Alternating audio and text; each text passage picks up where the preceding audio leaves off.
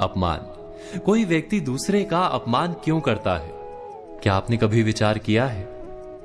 वैसे तो हम भी बिना कारण बहुतों का अपमान करते हैं। हमारा अपना अपमान भी बहुत बार होता है।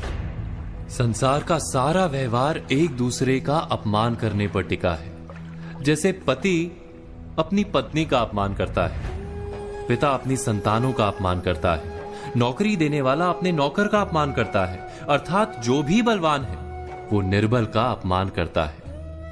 यदि हम शक्तिमान हैं तो अपमान के बदले में लड़ाई करते हैं, और यदि लड़ने की शक्ति नहीं होती तो हम अपमान सह लेते हैं, स्वयं को निर्बल और असहाय मान लेते हैं। हमें छोटे होने का एहसास होता है। ऐसा प्रतीत होता है जैसे हमारी आत्मा कुचली गई हो। किंतु कोई किसी का अपमान क्यों करता है? हम विचार कर रहे थे कि जब अपमान होता है तो मनुष्य को अपनी निर्बलता का एहसास होता है, और निर्बलता का बोध मनुष्य को कुचल देता है। वो अधिक से अधिक निर्बल बन जाता है, अत्याचार सहने की आदत सी पड़ जाती है, आत्मविश्वास का नाश हो जाता है। और जब आत्मविश्वास नहीं होता तो मनुष्य शराब और जुए जैसे व्यसनों में सुख ढूंढता है, मन से रोगी बन जाता है।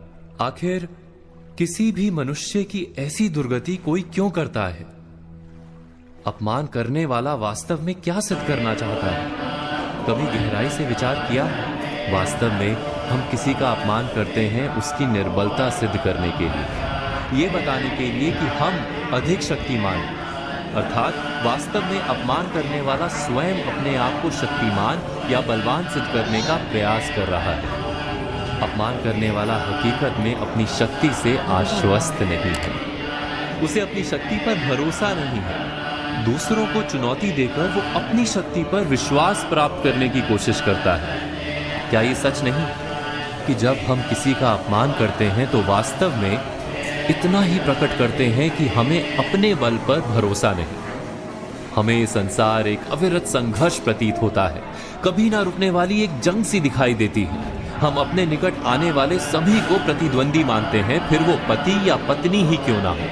हमें निरंतर लगता है कि हमें अपनी शक्ति सिद्ध करनी होगी, अन्यथा हमारा शोषण होगा, हम किसी के गुलाम बन जाएंगे। किंतु क्या हमने कभी विचार किया कि दूसरों को प्रतिद्वंदी अर्थात दुश्मन मानने के बदले कलीग मान लें, हमारी सहायता करने वाले सहयोगी मान लें, अर्थात दूसरे व्यक्ति को प्रेम करें तो उसका अपमान करना आवश्यक ही नहीं होगा। किंतु प्रेम करने के लिए आत्मविश्वास आवश्यक है। जिसे अपनी शक्ति पर विश्वास नहीं, वो प्रेम कर ही नहीं सकता।